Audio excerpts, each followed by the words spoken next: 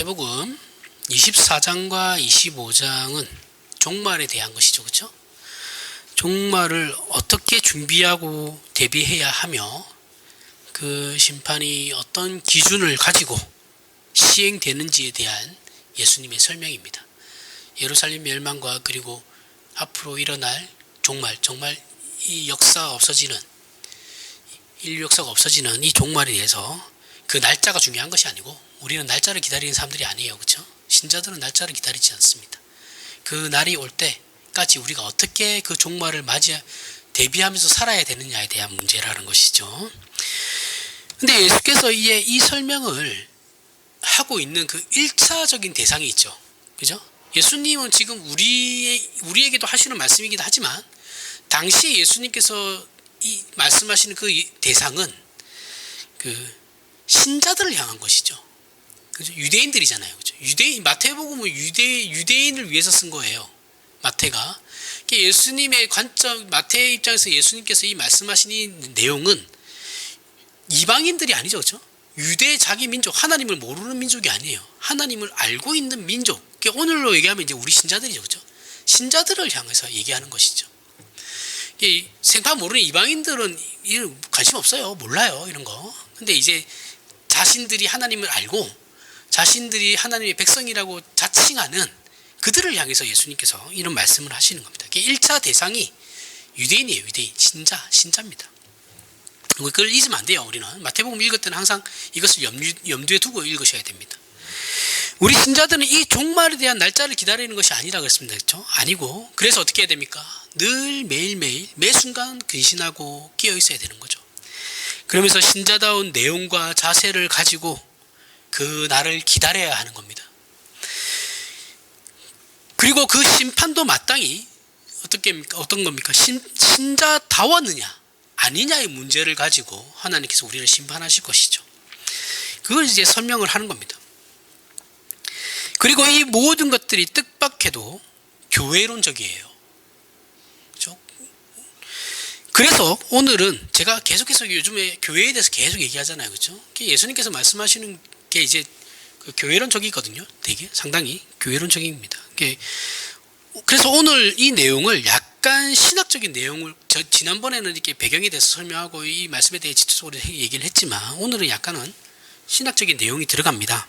그래서 어렵진 않아요. 신학적인 내용이 들어간다니까 어려울 거라고 생각하는데 여러분 생각보다 신학이 그렇게 총론적인 거는 어렵지 않습니다. 그냥 성경 공부한다고 생각하시면 돼요. 복음주의에 우리는 한국교회는 복음주의의 절대적인 영향을 받고 있죠. 그렇죠? 받았습니다. 받고 있고 지금도 받고 있어요. 그래서 한국교회는 신앙을 구원론에 너무 치중되어 있어요. 구원론만 얘기합니다. 신학은 신론도 있고 구원론도 있고 그 교회론도 있고 많거든요. 근데 이상하게 구원론에 너무 치중되어 있어요. 구원론을 강조하는 것이 나쁘다라는 것이 아닙니다. 뭐 칼빈주의 안에서의 핵심 교리 중에 한 개가 예정론인데 예정론은 또 칼빈이 얘기한 게 아니거든요. 그 이전에 또 어거스틴이라는 신학자가 얘기를 했어요. 정리를 한 걸 칼빈이 그대로 가지고 온 거거든요. 그런데 그거 가지고 또 칼빈을 공격하는 사람들은 좀 모자란 사람들이 있어요. 칼빈이 얘기한 것도 아니지만 어쨌든 간에 개혁파 신학에서 중요하다라고 구원론의 안에서 중요하다고 하는 내용이 이제 구원론인데 그것도 결국은 이제 구원론에 대한 거죠. 구원론만 가지고 싸워요. 우리 맨날. 이 좀 이상하죠. 그 균형이 중요하거든요. 이 신학이라는 건 교회라고 하는 것은 균형이 되게 중요합니다. 상당히 중요해요. 안쪽으로 치우치면 안 되거든요. 그래서 다른 내용과 균형과 이해의 연결에 있어서 한국교회는 상당히 편중되어 있습니다. 한쪽으로 너무 가 있어요. 이게 안 맞아요. 우선 구원의 문제만 봐도 우리가 구원에 대해서 생각해보다 신앙에 대해서 생각할 때 우리의 신앙, 한국교회 전체적인 분위기를 한번 생각해 보십시오. 생각을 하셔야 돼요. 상상을 하셔야 돼요. 우리는 실존적인 확인에 너무 치우쳐 있죠. 무슨 말이냐면 내가 생활하면서 실질적으로 내 생활 안에서 하나님이 어떤 기적이 베푸시느냐에 대해서 너무 그 체험적인 부분에 우리의 신앙이 너무 치중되어 있어요. 그죠? 체험이 있어야 돼요. 무조건 체험이 없진 않죠. 근데 아는 만큼 체험을 느끼는 거거든요. 알게 되는 거거든요. 근데 알지는 못하고 직접적인 어떤 기적만을 바라고 있으니까. 그죠? 내가 이렇게 기도했는데 됐더라. 그렇게 기도 안 했어도 됐을 겁니다. 그 일은. 막말로. 그런 거에 너무 치중되어 있다라는 거죠. 그런 걸로만 우리의 신앙을 확인하려고 해요.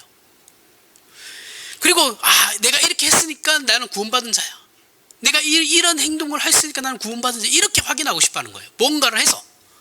계속 뭔가를 해야 돼요. 가만히 있으면 죽는 줄 알아요. 한국교회 신자들은 그래요. 그래서 가만히 있지를 못해요. 가만히 있어서 좀 생각 좀 해봐 라고 하면 불안해해요. 그래서 어떻게 합니까? 기도를 해요. 생각을 하라고 기도하지 말고 이렇게 얘기하면 불안해해요. 이게 한국교회의 특징입니다. 이게 문제예요. 문제. 진짜 문제입니다. 이게. 그래서 예수를 믿으면 구원을 얻는다라는 것은 성경의 일관된 표현이죠.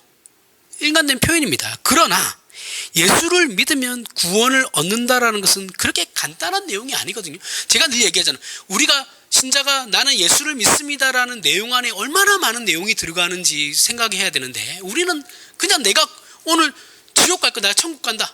천국도 아닌데 천당 간다. 뭐 아니면 구원받았다. 이것만 가지고 우리는 늘 우려먹잖아요. 그렇죠? 교회를 30년 다녔는데도 아직까지도 구원 가지고만 얘기해요. 그러면 안 되죠. 그러면 신앙이 성장하지 않죠. 늘 시작만 하면 어떻게 해요? 시작하고 그 다음이 있어야 되는데 우리는 맨날 시작만 합니다. 시작. 다시 갔다가 다시 돌아와서 다시 시작하고 그러면 발전이 없어요. 그런 게 아니라는 거죠. 로마서 10장 9절에 보면 내가 만일 내 입으로 예수를 주로 시인하며 또 하나님께서 그를 죽은 자 가운데서 살리신 것을 내 마음에 믿으면 구원을 받으리라. 또 사도행전 16장 31절에 주 예수를 믿으라 그리하면 너와 내 집이 구원을 받으리라. 우리는 이런 표현을 이거 익숙하죠. 그렇죠? 이런 표현들이 익숙합니다. 전도할 때 많이 사용하잖아요. 이런 표현을 합쳐서 대표적으로 말씀하시는 것이 요한복음 3장 16절입니다. 하나님이 세상을 이처럼 사랑하사 독생자를 주셨으니 이는 그를 믿는 자마다 멸망하지 않고 영생을 얻게 하려 하심이라. 이게 이 두 말씀에 또 합치면 이 말씀이 나오는 거예요. 그래서 우리의 신앙은 예수를 믿으면 구원을 받는다. 하나님의 자녀가 된다는 것과 그리고 그 믿음에 대한 책임 부분도 예수님을 즉 자신이 결단이죠. 내가 결단했어. 나는 오늘부터 예수 믿기로 작정했어. 결단했어. 선택했어. 그런 것과 같이 구원에 대한 부분에 이렇게 설명을 하고 있다는 거예요. 그러니까 구원이라고 얘기했을 때 나는 오늘부터 내가 예수를 이 순간부터 믿기로 작정했습니다 라는 것으로 설명을 하기 시작해요. 우리의 구원, 우리 신앙을 한번 돌아보십시오. 한국교회는 다 그래요. 개혁파든 뭐든 상관없어요. 다 그래요. 하지만 구원에 관한 설명은 우리의 경험이나 이해 이런 쪽으로만 설명되지 않아요. 그러니까 내가 다 이해할 수 없어요. 사실은 구원에 대해서 다 이해할 수 없거든요. 설명되지도 않아요. 우리가 전혀 생각하지 못하는 쪽에 설명이 있는 것이거든요. 그 대표적인 것이 뭐냐면 로마서 8장 9절에 만일 너희 속에 하나님의 영이 거하시면 너희가 육신에 있지 아니하고 영에 있나니 누구든지 그리스도의 영이 없으면 그리스도의 사람이 아니니라 인 것이죠. 구원을 얻은 자는 모두 성령 하나님께서 그 안에 거하십니다. 구원을 얻은 자는 다 똑같아요. 나는 제대로 신앙생활을 하지 않는데 예수는 믿어요. 믿는데 나는 신앙생활을 제대로 아직까지도 하지 못하고 있는데 제 안에 무슨 성령 하나님이 있겠습니까? 아니에요. 있어요. 진심으로 예수를 믿는 사람이라면 있습니다. 우리의 어떠함이 하나님의 구원을 방해할 수 없어요. 무슨 말인지 아시겠죠? 나의 어떠함은 상관이 없다고요. 구원은. 지금 못나도 하나님이 그걸 만들어 가실 겁니다. 앞으로. 그걸 알고 있는 것만으로도 50%는 된 거예요. 그죠? 나는 예수를 믿지만 내가 지금 실력이 없어서 이렇게 요 모양 요 꼬라지로 살아갑니다. 이것만 알아도 반은 된 거예요.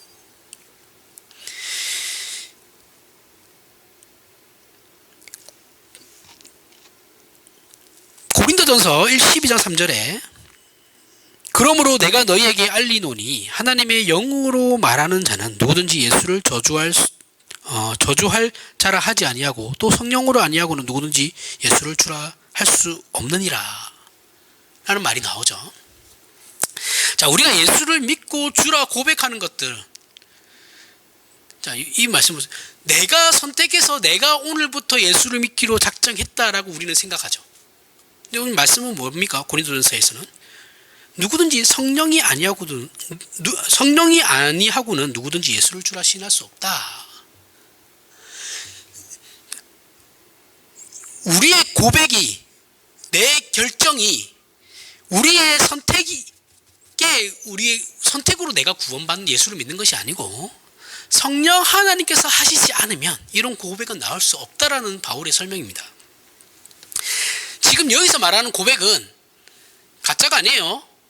진짜 믿는 거예요. 이런 말은 예수를 솔직히 얘기하면 그냥 건성으로 할 수도 있는 거거든요. 근데 여기서 말하는 바울이 얘기하는 건 진짜 예수를 주라 믿는 사람에 대한 거예요. 못났지만 예수를 정말 주라 믿습니다라고 하는 사람에 대한 진심 어린 고백을 가진 사람에 대해서 얘기하는 겁니다. 그런데 이런 성령 하나님께서 간섭하시는 이런 내용은 사실 우리가 자각하지 못해요. 그죠?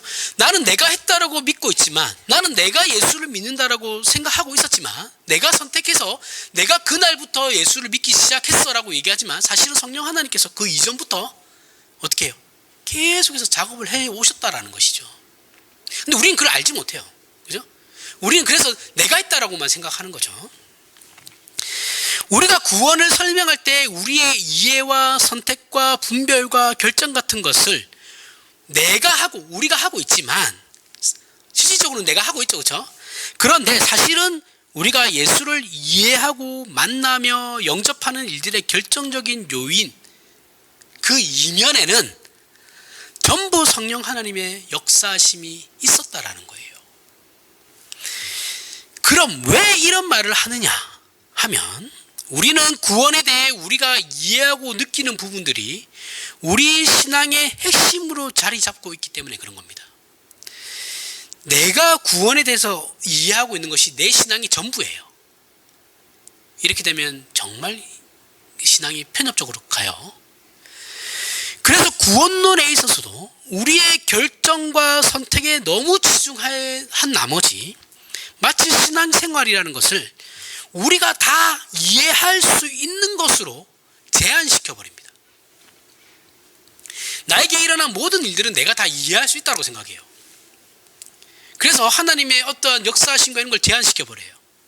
나는 다 알고 있으니까. 그렇죠? 하나님 입장에서는 제한된 거죠. 그렇죠? 그리고 그 국한됨이 성경이 설명하고자 하는 또 다른 부분에 대한 이해를 방해해요. 구원론에만 너무 치중되어 있으니까 다른 신론이나 삼위일체론이나 무슨 교회론에 대해서는 생각을 안 해요. 내 구원이 제일 중요한 거야. 막아버리고 있어요. 그 대표적인 게 이제 교회론이에요. 제가 항상 얘기하지만 신앙은 십자가 여기서 말하는 십자가는 구원에 대한 것이고, 그렇죠? 교회론이 같이 가야 되는 거예요. 근데 우리는 너무 십자가만 강조하죠. 그렇죠? 이게 안 좋다라는 거예요. 이건 바르지 않아요. 십자가와 교회론이 항상 같이 가야 됩니다. 우리가 예수를 영접하고 믿는 내용들은 분명히 우리의 이해와 경험이에요. 그죠? 내가 예수를 믿고 영접하는 것은 분명히 내가 이해를 했고, 그것을 내가 영접함에 대한 경험이 생긴 거죠. 그죠? 그 속에 분명히 그렇지만 그 속에 성령 하나님으로 말미암아 생명의 결정적인 사역이 우리 안에 일어나고, 그것이 우리의 경험이나 이해로 자각되었는 것인데 우리는 그걸 몰라요. 그죠? 알 수 없어요. 그건 초월적인 능력이니까요. 이와 같이 고린도전서 12장 13절에 보면 우리가 유대인이나 헬라인이나 종이나 자유인이나 다 한 성령으로 세례를 받아 한 몸이 되었고 또 다 한 성령을 마시게 하셨느니라. 이 등장하는 성령으로 세례를 받아 한 몸이 되었고의 문제도 우리가 모두 자각하지 못하는 부분이에요. 그죠? 모르잖아요. 한 몸이 되었다는데 무슨 의미야? 나는 지금 내가 혼자 여기 앉아 있는데 이해를 못하죠. 한 몸이 되었다라는 것이 실질적으로 나에게 와닿지 않아요. 자각하지 못합니다. 이렇게 우리의 구원은 성령 하나님의 개입과 결정적인 사역으로 얻게 되는데, 전적으로 그렇게 얻게 되는 거예요. 우리가 그 일을 자각하지 못하듯이, 그죠? 우리의 구원은 사실은 하나님의 전적인 역사고 은혜거든요. 근데 우리가 그걸 자각하지 못해요. 내가 선택했다고 생각하니까. 그렇게 못하듯이 예수를 믿으면 예수 그리스도의 몸인 교회로 부름 받는다라는 것 또한 자각하지 못해요. 그죠? 우리는 우주적 교회가 있고, 지금 여기서 우리가 다니고 있는 이 조직 교회가 있죠, 그렇죠? 사실 우리 교회는 아직 조직 교회가 이제 이미 와야 됐죠.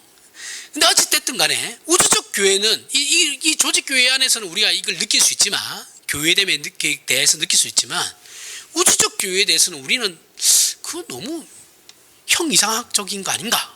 이런 생각을 한단 말이죠. 너무 관념적인 거 아니야? 이렇게 생각한단 말이죠. 그렇죠? 이게 실질적으로 우리에 와닿지 않아요. 관념 안에서만 머무는 거 아닌가? 이렇게 생각할 수 있어요. 자각하지 못합니다. 당연한 거예요.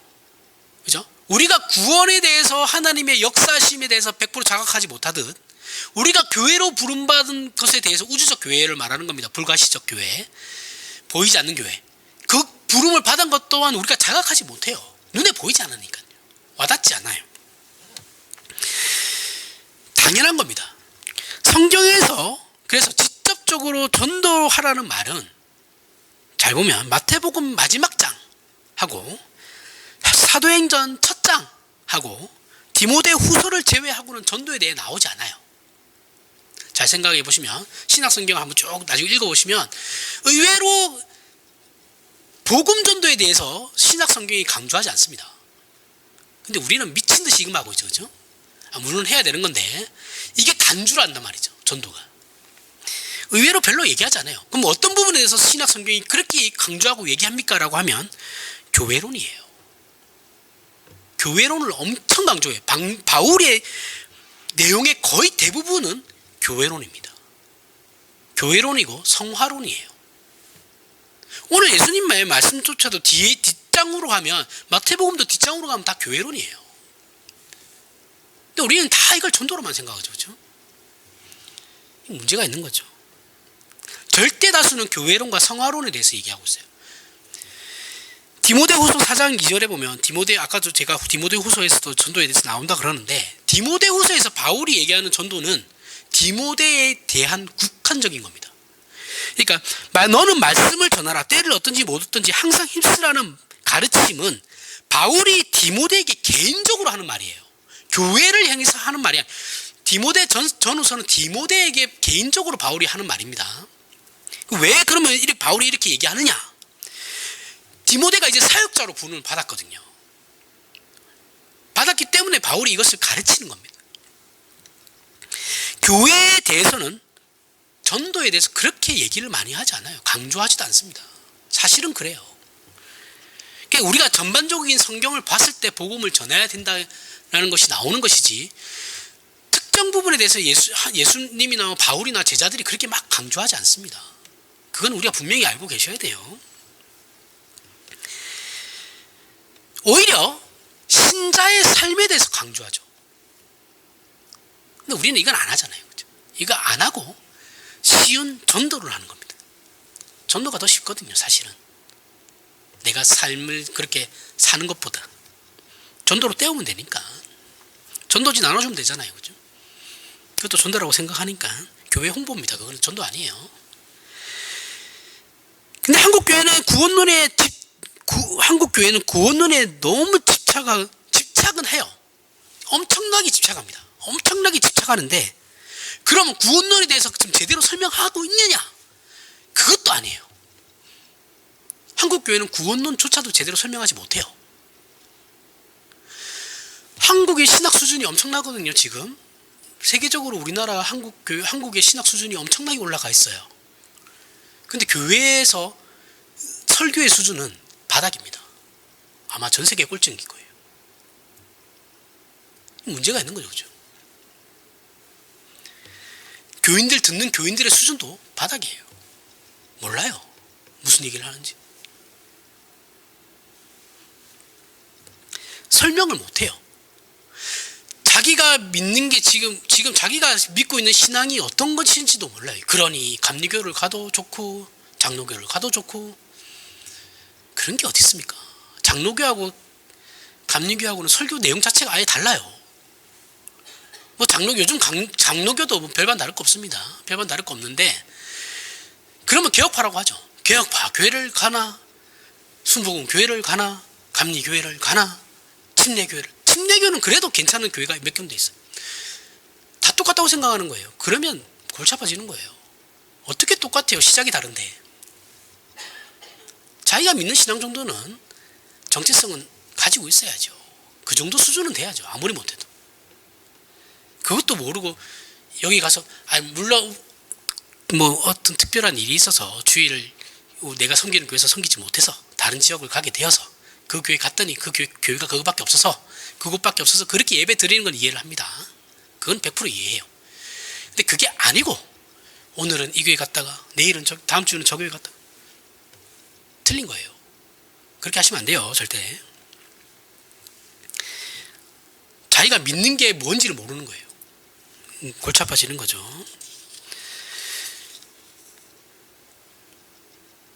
예수를 믿고 구원 얻고 전도하는 이 일에만 뭐예요? 너무 매몰되어 있어가지고 다람쥐 쳇바퀴들도 계속 이것만 하고 있어요. 다른 건 할 줄 몰라요. 이것만 해요. 이것만 계속. 그러면서 교회의 무슨 목표가 선교다라고. 교회의 목표는 선교가 아니에요.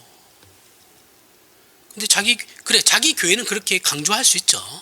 근데 교회가 마치 선교가 전부인 양 모든 집중적인 된 교회에서 하는 사업을 선교에다 꼬라박으면 안 돼요. 그렇게 하는 거 아닙니다. 그렇게 하시면 안 돼요. 그게 뭐예요, 그게 도대체? 신학 교수라는 사람들도 그러고 있으니까. 신학 교수가 하는 교회가 그러고 있어요. 참 그것도 이해가 안 가요. 이게 어떤 꼴이냐면 내가 집을 샀어요. 집 장만을 했습니다. 문을 열고 현관에 들어가요. 구원받았죠. 그죠? 구원받아서 현관에 들어갔는데 현관만 계속 왔다 갔다 하는 거예요. 왔다 갔다. 내가 구원받았어. 들어갔어요. 그러면 그 다음이 있어야 되잖아요. 그 중간에 문을 열고 들어가서 거실을 가든 안방을 가든 뭐 어디를 가야 되잖아요. 우리 그거 없습니다. 우리는 그냥 현관에 들어갔다가 좀 안 좋아졌다 싶으면 다시 집 밖으로 나갔다가 다시 또 회개하고 또 현관으로 또 들어가요. 요것만 계속 하고 있는 거예요. 이렇게 한국교 신자들은 구원론으로만 기독교 신앙 전체를 이해하려고 하기 때문에 신자들은 신앙생활도 구원론적인 감격과 분명한 어떤 행동으로만 이해를 해요. 물론 이게 복음주의의 특징입니다. 그래서 그런지 신앙을 이렇게 조건적으로 하지 않으면 신앙생활을 하는 것 같지가 않대요. 뭔가를 하지 않으면 내가 신앙생활을 한 것 같지가 않아. 불안해. 죄책감을 느껴요. 나중에 어떻게 합니까? 그러면 에이씨 몰라 안 할래. 아예 안 합니다. 신앙생활. 교회도 안 나와요. 그러니 교회는 교회론적인 한국교회는 어떤 복음주의의 특징이죠. 복음주의의 특징이 뭐냐면 한국교회도 이런 구원론적 차원의 현장감을 가진 선교사, 그죠? 선교사나 새신자들의 간증을 통해서 교인들에게 어떻게 합니까? 계속해서 간접적인 감격을 제공을 해요. 그래서 분기별로 우리 간증 집회나 이런 거 하잖아요, 그렇죠? 부흥 강사들 데려다 놓고 아니면 선교사들 불러가지고 선교 현장에 대해서 얘기하고 그 다 이렇게 얘기하면 좀 뭔데 거짓말이 너무 많아가지고 선교 현장에 대한 것도 거짓말이 너무 많아요. 뭐 알 수도 없는 그런 얘기들 막 해요. 믿을 수가 없어요. 저는 솔직히 선교사들 잘 못 믿겠어요. 그러면서 교인들을 확인시키죠. 목사가 설교를 바로 해가지고 성경의 지식으로 그들을 확인시키려고 하는 것이 아니고 그러한 간증이나 이런 것들을 교인들을 확인시키려고 한다고요. 그리고 교인들은 어떻게 합니까? 목사는 이렇게 편한 길로 선택했고 교인들은 그걸 듣고 자신의 무지함을 어떻게 합니까? 덮어버리죠. 사실은 분명히 알아야 할 내용들을 저들의 체험한 것으로, 내가 체험한 것을 간접적으로 경험함으로 내가 알아야 될 것들을 덮어버려요. 그래서 내 할 일 다 했다. 헌금 내죠. 감사헌금. 이게 한국교회에서 계속해서 일어나는 일입니다. 이렇게 40년 흘러가니, 40년, 50년 흘러갔으니 교회가 다 망가지는 거죠. 당연한 겁니다. 누가 누굴 탓해요? 세상 탓하고 있습니다. 한국교회는 스스로 무너진 거예요. 세상이 핍박한 적도 없어요. 그냥 무너진 겁니다. 자기네들 안에서. 에베소서 1장 17절부터 19절에 우리 주 예수 그리스도의 하나님, 영광의 하나님께서 지혜와 계시의 영을 너희에게 주사 하나님을 알게 하시고 너희 마음의 눈을 밝히사 그의 부르심의 소망이 무엇이며 성도 안에서 그 기업의 영광의 풍성함이 무엇이며 그 힘의 위력으로 역사하심을 따라 믿는 우리에게 베푸신 능력의 지극히 크심이 어떠한 것을 너희로 알게 하시기를 구하노라. 성경의 모든 서신서는 그 교회로 보내는 편지죠. 디모데 전후서 제외하고. 그 내용에는 인사말이 있어요. 처음에 인사말로 시작하고 권면하는 내용들이 나오죠. 그런데 그 권면의 기준은 언제나 너희가 예수를 믿고 우리와 한 형제가 되어서 참 좋다, 기쁘다, 반갑다. 그럼 너희가 이제 하나님의 자녀가 되었으니 이렇게 살아야 된다 라는 내용이에요. 이게 모든 서신서에 나오는 내용입니다. 그 이렇게 살아라가 대표적으로 지금 본 에베소서의 내용입니다. 지금 1장 17절부터 19절 본 이 내용이에요. 여기서는 두 가지를 바울이 말하고 있죠. 먼저는 하나님이 어떤 분이신지를 너희가 알기를 원한다. 그리고 다음으로는 하나님께서 우리를 구원하셔서 무엇을 하려고 하는지를 너희가 알아야 된다라는 거예요. 부르심의 소망과 그 기업의 영광을 알기를 원한다라는 거예요. 전도하라는 것이 아니죠. 무엇을 하기를 원한다고요? 부르심의 소망과 그 기업의 영광을 알기를 원한다. 너희가 어떠한 존재인지를 알고 너희가 받은 복이 무엇이며 그것을 가지고 세상을 어떻게 누리며 살 것인가에 대한 고민을 해라. 그 말씀이에요. 거기에는 전도가 분명히 들어가요. 그 안에 전도가 들어가는 거지 전도 안에 그런 것이 들어가는 게 아니에요. 모든 신자는 십자가를 통하여 구원의 감격을 경험하면 현실로 오게 돼요. 보세요. 우리가 십자가라는 하나님 처음에 예수를 믿고 그 감격으로 십자가를 통과해요. 그렇죠? 예수 믿음으로 우리는 예수 그리스도의 십자가를 통과한 사람이에요. 그 감격에 젖어 있죠. 그러나 그때는 마치 구름을 밟고 지나가는 사람처럼 뭐 둥둥둥 떠다니죠. 그렇죠? 그러다가 현실로 돌아오게 돼요. 그죠?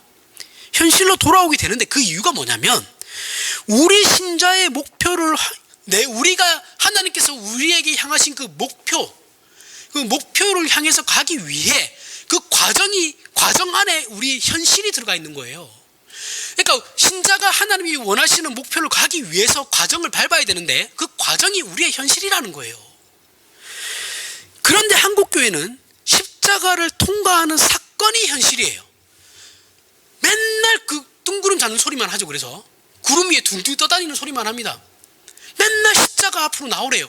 뭘 맨날 십자가 앞으로 나와요. 맨날 십자가 앞에 왜 나가요 우리가. 네?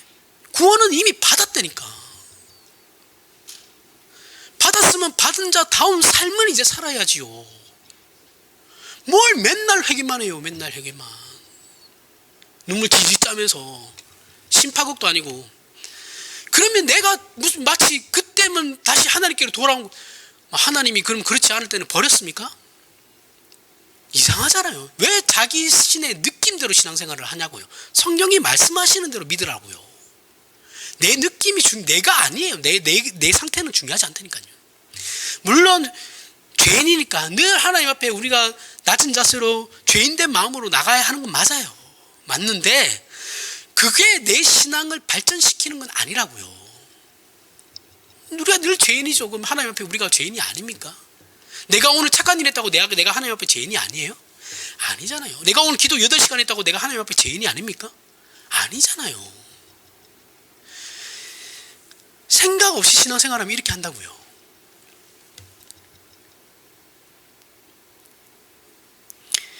모든 신자는 십자가를 통과했어요. 그죠? 현실을 살아가는 겁니다. 현실. 그리고 어떻게 해요? 한국교회는 이게 자랑이죠. 책임이고 내용이에요. 이게 다예요. 그러니까 십자가를 통과하는 일만 계속 왔다리 갔다리 이게 다거든요. 그래서 그것을 이웃에게 또 전해요. 그죠? 전해야 되니까. 전도를 해야지 내가 열매를 맺는다고 생각하니까. 전도가 열매가 아닙니다. 성경에서 얘기하는 열매는 전도의 열매가 아니에요. 우리 자신의 열매지. 그 열매를 맺어야 교회에서 얘기한다고. 그래서 그래야 뒤에 스티커로다가 더 붙이니까 전도했다는 스티커 붙이잖아요. 이상한 것들.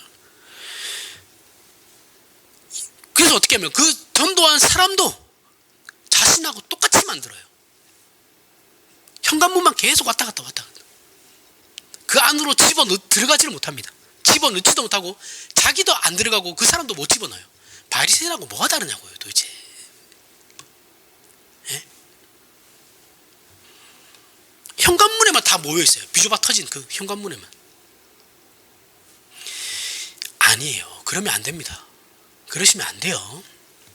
성경에서 십자가를 강조하는 이유는 십자가를 통과한 후 일어나는 모든 일들은, 잘 들으세요, 십자가를 통과한 신자가 십자가를 통과한 뒤에 일어나는 모든 일들은 십자가가 없이는 시작될 수 없기 때문에 십자가를 강조하는 거예요. 우리가 예수 그리스도를 믿고 예수를 믿고 난 다음에 그 십자가를 통과한 뒤에 일어나는 그 모든 일들은 일들의 시작이 십자가이기 때문에 십자가를 강조하는 거라고요. 그래서 신자에게 십자가는 시작이에요. 시작. 그 다음은 어디로 갑니까? 교회로 가야 되는 거예요. 이게 미치고 환장하죠. 이걸 안 해요. 그러면서 자기네들이 맞대. 이거 정말 환장하는 겁니다. 이거 신학교에서 다 배우는 거예요. 신대원 가면 다 배워요. 다. 누가 안 가르치겠어요? 이 조지신학 가면서 다 배워요. 누가 문제입니까 도대체? 안 가르치는 목사들이 문제죠. 누굴 얘기하겠어요? 배워놓고도 안 배운 것처럼 행동하니까. 에베소서 1장 22절 23절에 또 만물을 그의 발 아래 복종하게 하시고 그를 만물 위에 교회의 머리로 삼으셨느니라. 교회는 그의 몸이니 만물 안에서 만물을 충만하게 하시는 이의 충만함이니라. 예수께서 우리를 구원하기 위해 십자가를 지신 것처럼 구원받은 우리를 이제 어떻게 하십니까? 그 기업의 영광의 풍성함에 이르게 하기 위하여 예수님을 우리의 머리로 두셨다고. 머리로 두셨고, 그리고 예수님과 우리를 함께 묶어버리신 거예요. 안 묶으면 안 되니까. 안 묶으면 이스라엘 꼴 나니까. 실패하니까 어떻게 해요? 함께 묶어버리신 거예요. 그냥 너희는 이제 실패할 수 없어. 이스라엘처럼 실패하지 않을 거야. 왜? 예수 그리스도의 성자 예수님의 운명이 너희와 같은 운명이니까. 운명 공동체가 된 거예요. 그래서 실패하지 않고, 신자에게 실패가 없고 신자는 좌절하지 않는다는 겁니다. 이것이 교회예요. 교회. 그래서 교회라는 의미는 예수 그리스도를 머리로 하여 몸으로 묶여있는 모든 신자들을 얘기하는 겁니다. 그렇게 하신 이유는 에베소서에 나오는 이유 때문입니다. 하나님을 알고 그 부르심의 목표가 채워지게 하기 위해서. 이해가세요? 이 교회를 통해서 너희가 하나님을 알고 하나님의 부르심을 채워가야만 한다라는 거예요. 에베소서 2장 20절에서부터 22절에 그 앞절이죠. 앞에 금방 읽었던 너희는 사도들과 선지자들 터 위에 세우심을 입은 자라. 그리스도 예수께서 친히 모퉁이 돌이 되셨느니라. 그의 안에서 건물마다 서로 연결하여 주 안에서 성전이 되어가고 너희도 성령 안에서 하나님의 거하실 처소가 되기 위하여 그리스도 예수 안에서 함께 지어져 가느니라. 우리는 예수 그리스도라는 모퉁이 돌을 중심으로 성전으로 지어져 가는 자들입니다. 하나님께서 거하시는 처소가 되는 거예요. 그것을 위해 혼자가 아니라 어떻게 해요? 함께 지어져 가는 거예요. 함께. 이것이 교회론이라는 겁니다.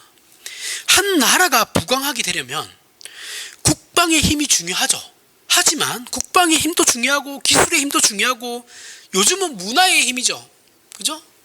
문화의 힘도 중요하지만 무엇보다 중요한 것이 무엇이냐면 그 나라 국민이 일상을 아무런 위험 없이 충실하고 성실하게 살 수 있게 만드는 나라가 부강한 나라인 겁니다.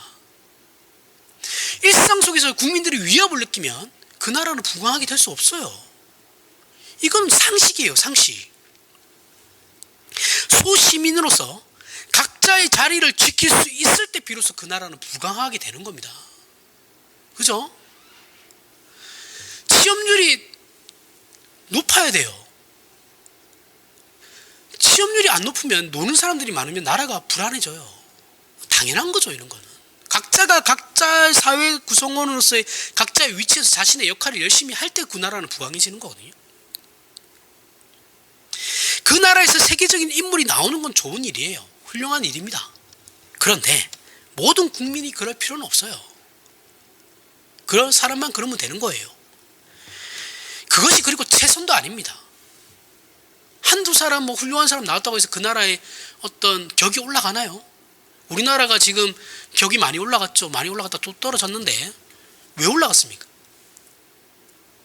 올라간 이유가 문화 때문에 그런 거잖아요. 그죠?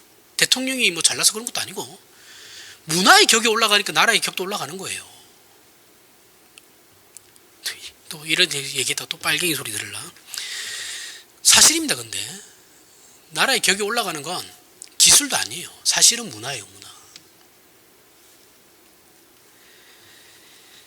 모두가 그렇게 될 필요는 없죠. 그렇죠? 모두가 그럴 필요는 없습니다.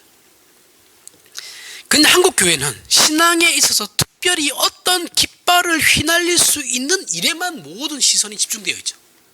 그죠? 관종이라 그러죠. 관심 받고 싶어해요. 내가 하나님께 무슨 특별한 일로 쓰임 받고 있다라는 것을 이제 자랑하고 싶어해요. 조심하십시오, 그런 사람들.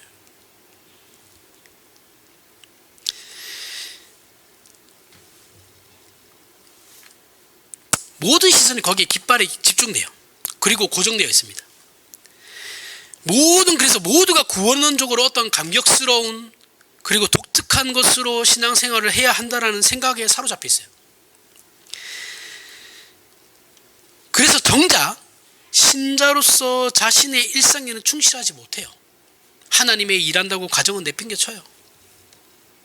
요즘은 너무 안 해서 탈인데 옛날에는 그런 사람도 많죠. 저희 어렸을 때만 해도 가정 안 돌보고 교회 일한다고 전형적인 저희 할머니 얘기입니다. 밖으로 막 손자한테 장난감 하나 안 사주면서 밖에서는 돈을 갖다가 펑펑 쓰시던 분이 우리 할머니였습니다. 사달라는 소리도 안 했죠. 사실은 그런 거예요. 예를 들면 옛날엔 다 그랬습니다. 믿음 좋다 하면은 동네 목사들 다 끌어모아가지고 식사 대접하고, 그죠? 자식들은 밥을 먹든지 말든지 상관도 안 하고, 남편은 뭘 하든 말든 신경도 안 쓰고 그랬죠. 충실하지 못해요. 자신의 일상에는 충실하지 못합니다. 그러면서 어떻게 해요? 끌려가든 죄책감을 가지고 살다가 기회만 노리죠. 하나님이 언제쯤 나에게 복을 주실까? 교회론을 생각하시고 아셔야 됩니다. 교회론이 정말 중요해요. 교회론은 구원론과 구별되는 것이 아니에요. 함께 가는 겁니다. 함께. 구원론이 목표하는 것이 교회예요. 구원론이 시작이고 목표하는 게 그 구원론의 목표가 교회입니다. 근데 왜 자꾸 우리는 교회는 빼요? 그러니까 한국 교회가 요망요꼬라지죠. 교회론은 함께 가는 싸움이에요. 저 사람 진상이야, 내보내 그냥. 아니고 교회 전체가 그 사람을 보듬고 함께 가는 거예요. 쉽지 않죠. 그게 어떻게 쉽겠습니까? 예수 그리스도의 몸으로 부름을 받아 우리가 거기까지 어디까지 가야 하느냐 하면 에베소서 4장 13절에 신자가 어디까지 가야 하느냐? 그럼 예수님의 몸으로 우리가 어디까지 가야 하느냐? 우리가 다 하나님의 아들을 믿는 것과 아는 일에 하나가 되어 온전한 사람을 이루어 그리스도의 장성한 분량이 충만한 데까지 가야 하는 겁니다. 그리스도의 장성한 분량이 충만한 데까지. 이게 우리의 목적이에요. 목표예요. 우리가 이렇게 가기 위해 앞에서 본 것과 같이 너희도 성령 안에서 하나님이 거하실 처소가 되기 위하여 그리스도 예수 안에서 함께 지어져 가느니라가 나오는 거예요. 이것을 위해서 그리스도의 장성한 분량이 충분한 데까지 이르기 위해서 함께 지어져 간다고요. 이 자리는 어떤 특별한 일로 혁혁한 공을 세워서 가는 자리가 아니에요. 아니고 지체로서 뭉쳐서 서로 얽히고 설키며 지지고 볶고 싸우는 가운데 가는 거예요. 이해가 가세요? 교회 안에 싸움이 없다라고 이 교회는 맨날 싸워 그런 얘기 하실 필요가 없어요. 원래 그래요. 원래 그런 건데 선은 지키셔야죠. 그죠?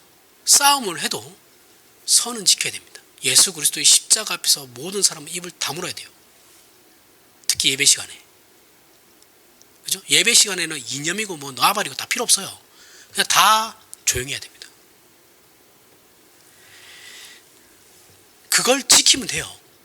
그리스도 안에서 내가 저 사람의 인정하지, 나는 죽었다 깨어나도 저 사람 인정 못 하겠는데, 인정하라는 거예요. 그 부족한 부분을. 그건 나와의 싸움이죠. 저 사람하고 나와의 관계가 문제가 아니고, 사실은 내 자신과의 싸움이에요. 부부 관계도 마찬가지잖아요. 그죠? 내가, 우리 남편, 우리 아내, 저 부분은 정말 내가 못 참겠어. 사실은 나와의 싸움이에요, 그게. 내가 얼마만큼 그걸 참을 수 있느냐의 싸움인 거거든요. 교회도 마찬가지입니다. 이것이 그리스도의 장성한 분량이 충만한 것들이고, 이것을 성경에서는 작은 일에 충성하는 것이다 라고 하는 겁니다. 우리는 이 일을 위해서 부름을 받은 작은 자들이에요. 하지만 우리는 이걸 몰라요. 그래서 자꾸 큰일만 하려고 합니다. 깃발을 세워서 관심받고 싶어 해요. 위대한 일을 하고 싶어 하고, 남이 못하는 일을, 남들이 못했던 일들을 자기는 할 수 있다. 하나님께서 나에게 그런 일을 시키실 거야. 그런 거 하고 싶어 한다고요. 성경이 요구하는 그런 게 아닙니다. 그런 사람들이 있어요. 하나님께서 특별히 부르시는 분들이 있어요. 그걸 인정 안 하는 게 아니에요. 근데 그런 분들은 하나님께서 특별히 부르시는 거고, 절대 다수의 99.9%의 교인은 이 일을 위해서 부름을 받는 거예요. 작은 일. 교회 안에서 지지고 볶고 싸우는 거.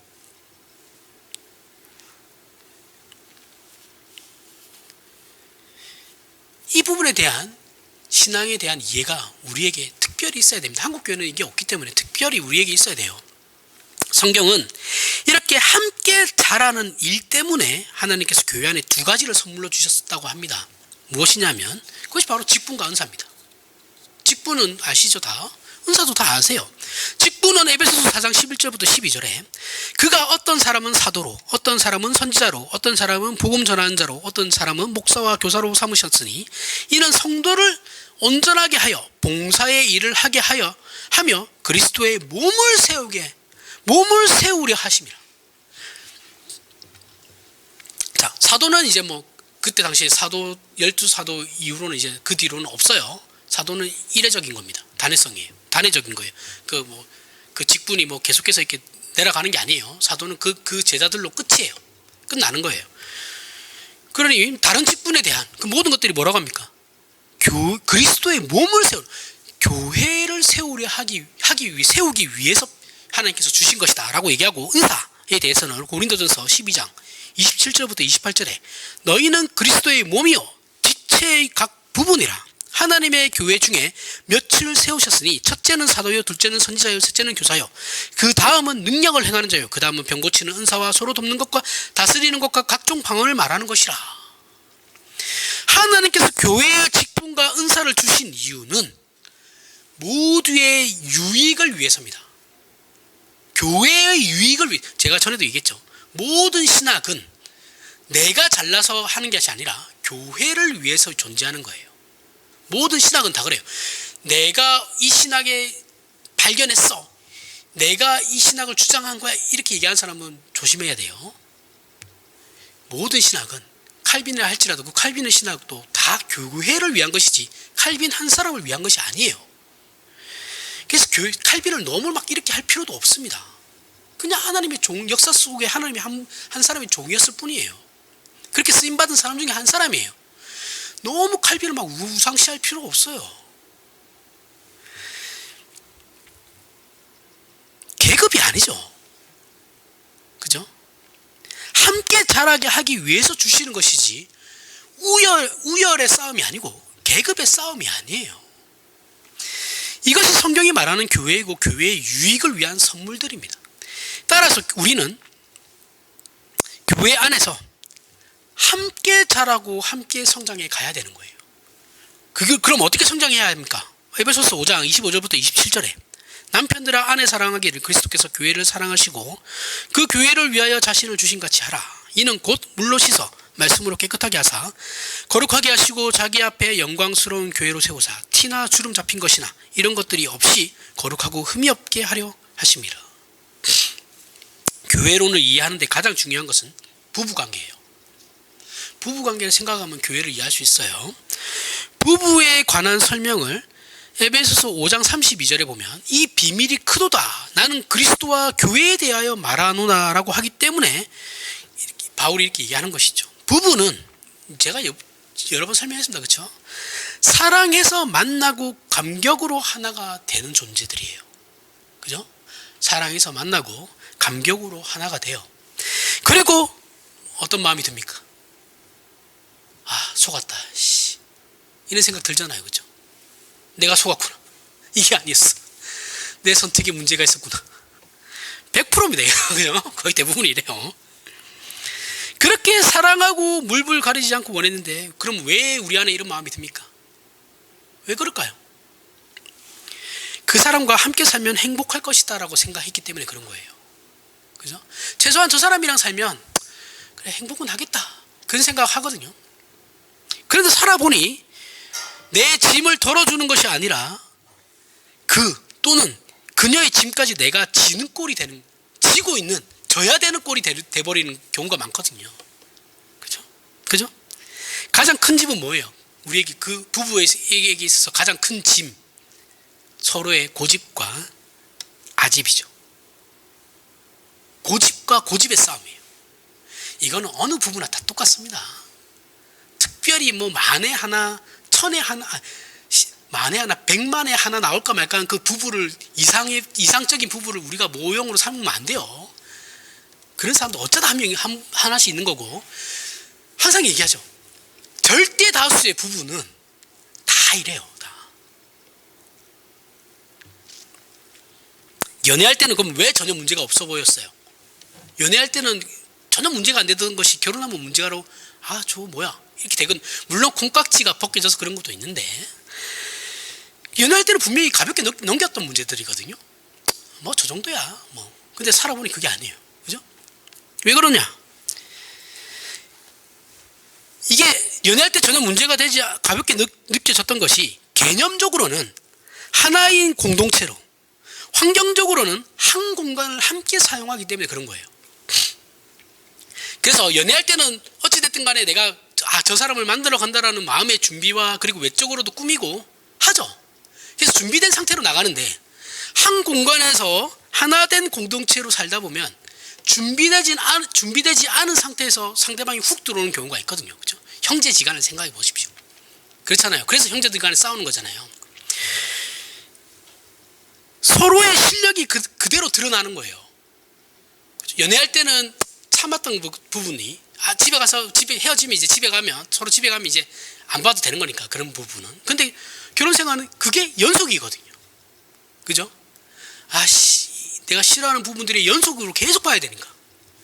이게 한 공간에 살기 때문에 그런 거예요. 같이. 그 실력이 그대로 드러나니까 이게 장난이 아니구나라고 생각하는 겁니다. 그럼 다른 사람은 뭐 안 그러냐? 똑같아요. 그놈이 그놈입니다.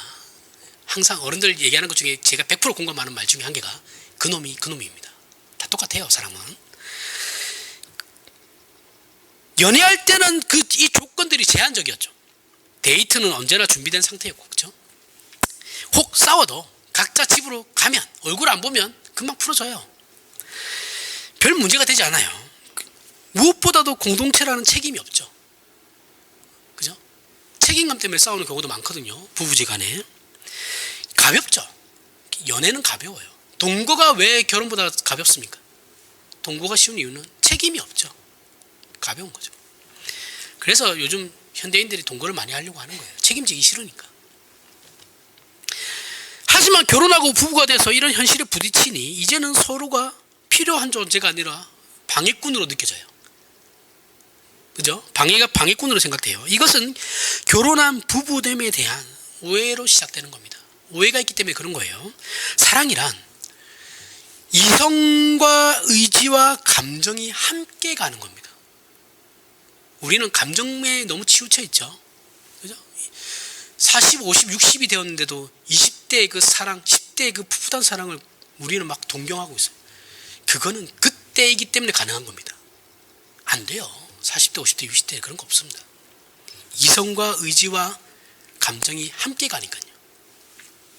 그런데 우리는 사랑을 자꾸 감정으로만 생각하니까 첫눈에 반한다거나 운명적인 사랑을 기다린다 이런 말들을 한단 말이죠.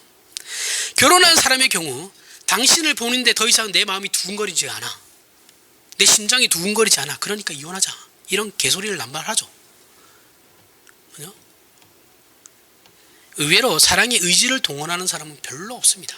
별로 없어요. 물론 그래서 이혼하는 걸 수도 있지만 감정이 끌고 가야 한다라고 생각을 해요.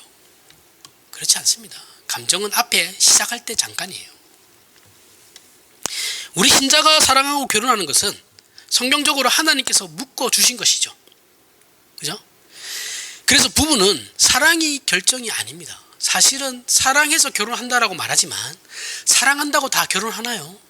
아니잖아요. 그죠? 사랑해도 결혼 못하는 사람도 많습니다. 서로 죽도록 사랑해도 결혼 안 되는 사람도 있어요. 하나님께서 허락하셔야 되는 겁니다. 신자의 사랑은, 신자의 결혼은 하나님께서 허락하셔야만 되는 거예요. 이것이 성경적 부부관이에요. 구원이 내가 믿은 것이 아니라 성령 하나님께서 믿게 하셨음을 알아야 하는 것과 같이 부부는 내가 사랑하는 것 이상으로, 그 이상으로 하나님께서 허락하신 내 짝이다라는 것이 있어야 되는 겁니다. 그리고 책임을 져야 돼요.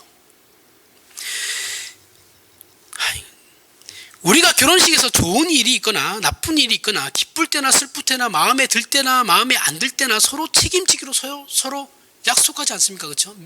사람들 앞에서 서약을 하잖아요. 하나님께서 묶어주셨기 때문에 그런 거예요. 그게 싫으면 결혼을 하면 안 됩니다. 그냥 혼자 사셔야 돼요. 그래서 이것도 쉽지 않아요. 저도 지금 결혼생활 다 저보다 오래 하신 분들이 있는데 이런 얘기하는 거 별로 쉽지 않습니다. 이게 성경이 그렇다라는 거예요. 제가 잘나서 그런 게 아닙니다. 제가 지금 이렇게 설명하는 것도 되게 웃기다는 거 저도 알아요. 근데 어쨌든 성경의 원리가 그런 거다라는 거예요. 부부됨의 본질은 그래서 신앙적인 책임이에요. 그냥 우리는 부부니까 현실적인 삶만 생각하는데 아니에요. 신자에게 있어서 부부 관계는 신앙이에요.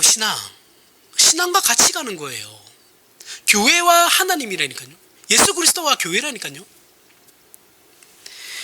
싫다고 놓아버릴 수 없어요. 우리는 감정적인 성향이 강하기 때문에 내가 해야 되는 일인가 아닌가, 내 책임인가 상대방 책임인가, 내가 져야 하는가 상대방이 져야 하는가를 분명히 구별할 줄 알아야 됩니다. 분별할 줄 알아야 돼요. 상대방이 잘못까지 내가 떠안을 필요는 없어요. 그렇게 하실 필요 없어요. 그냥 분명하시면 돼요. 분명히 얘는 얘 아니면 아니오를 하시면 되는 겁니다. 알고 그래서 그 일을 내가 만약에 해야 되는 것이라고 한다면, 내가 책임을 져야 하는 것이라고 한다면 그 일이 감격적이거나 기쁜 일이 아니죠. 당연히 그렇게 할 수 없어요. 기쁜 마음으로 할 수 없지만 그것을 우리는 감수하면서 해야 된다라고요. 그게 책임이라고요. 이것이 그리고 신앙입니다. 부부 생활도 마찬가지예요.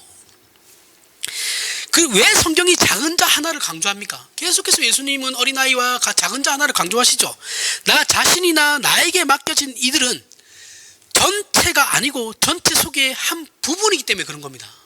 우리는 몸 전체가 아니죠. 몸의 작은 부분이에요. 각 개인을 약화하자라는 것이 아니고 모두가 합쳐야 하나가 된다라는 거예요. 그런데 우리는 나 혼자 잘나서 독립적으로 일을 맡으려고 하고 그래서 다른 사람과는 다른 상급을 받기를 원한다라는 것이죠. 이것이 성경이 말하는 경쟁입니다. 성경이 말하는 게 아니죠. 세상이 말하는 경쟁이고 세상의 자존심이에요. 하지만 성경은 우리를 그리스도의 몸이라 지체라 하여 부속된 존재라고 얘기하고 있습니다. 그래서 우리가 만나는 사람은 또 다른 부속이고 또 다른 작은 자 하나인 겁니다. 이해가 가세요? 그도 작은 자고 나도 작은 자예요. 우리가 주인공이 아니에요. 주인공은 예수 그리스도입니다. 이해가 가세요? 그 예수 그리스도를 위해서 우리가 하나로 되는 거예요. 그래서 우리 신자가 맡게 되는 일도 당연히 작은 일입니다. 작은 일이에요. 일상을 사는 일이에요. 우리가 우주와 전 역사를 움직이고 흔드는 것이 아니에요. 하나님의 손길 아래 사용되는 것이기 때문에 우리 스스로가 작은 자 하나이고 우리가 만나는 모두가 작은 자 하나이며 우리가 그 사람에게 하는 일이 작은 일이 되는 겁니다. 하지만 이것이야말로 사실은 큰 일이죠. 왜요? 하나님의 손길에 쓰임을 받는 것이기 때문에 그런 거죠. 그러나 세상의 시선에서는 우리는 작은 자 하나이고 우리가 하는 일은 작은 일일 뿐입니다. 하지만 이 일을 하는 것이 하나님 앞에서 얼마나 큰 일인지를 깨달으셔야 된다라는 거예요. 하나님이 하시는 일인데 작은 일은 없죠. 하나님은 모두가 큰 일입니다. 그 큰 일에 작은 부분으로 사용되고 있기 때문에 본질적으로는 우리도 큰 일을 하고 있는 거예요. 우리는 부부 관계에서 최선을 다해서 그래서 참고 가야 합니다. 넘어가야 돼요. 그 마음으로 신앙생활을 해야 되는 겁니다. 내가 내 남편과 내 아내에게 참는 그 마음으로, 내가 내 자녀에게 참는 그 마음으로 같은 공동체 안에서 지체들을 보고 참아야 되는 거예요. 이게 교회론입니다. 우리 신자에게 허락된 신앙생활은 깃발을 들고 나가는 싸움이 아니에요. 매일매일 우리에게 허락된 다람쥐 쳇바퀴 도는 것 같은 그 일상 속에서 얼마나 많은 작은 일들을 우리가 하고 있느냐의 문제라는 것이죠. 그것으로 우리의 신앙을 확인하셔야 되는 겁니다. 우리는 작은 자로 작은 일로 부름을 받고 있지만 이 작은 자가 얼마나 큰 존재의 손길로 붙잡힘을 받고 있는지를 알아야 된다는 겁니다. 그래서 우리가 하나님 손에 붙잡혀 있는 이상 역사를 움직이는 일을 하는 것이고 그 안에 작은 지체로 일하고 있는 것입니다. 하지만 우리는 이 일을 외면함으로 우리 신자에게 주어진 마땅한 영광과 복들을 누리지 못하고 있죠. 한국교회는 특히 그렇습니다. 우리가 작은 자 하나에게 하는 것은 스스로 작은 자임을 인식하는 것이고 그 작음이 하나님의 손길에 붙잡힌 바 되었기에 작은 자라고 불리는 것임을 아는 경이로움입니다. 이 신앙의 분별과 깨우침이 오늘 저와 여러분들에게 있기를 바랍니다. 기도하겠습니다. 하나님 아버지 은혜를 감사합니다. 하나님 자녀로 부름을 받고 존재하며 사는 것이 하나님의 손길에 붙잡힌 바 된 것이고 전능하신 하나님의 능력과 은혜와 베푸시는 복과 사랑이 나누어지는 기적의 삶인 것을 확인했습니다. 이 깨우침과 승리와 그래서 마땅히 지켜야 할 믿음의 인내와 충성과 책임이 우리에게 있는 줄 확인하였으니 말씀 앞에 무릎을 꿇고 충성하여 우리의 여생이 하나님의 사람으로 부끄럽지 않은 승리의 생활로 연결되게 하여 주시옵소서. 예수님 이름으로 기도합니다. 아멘. 우리 다 같이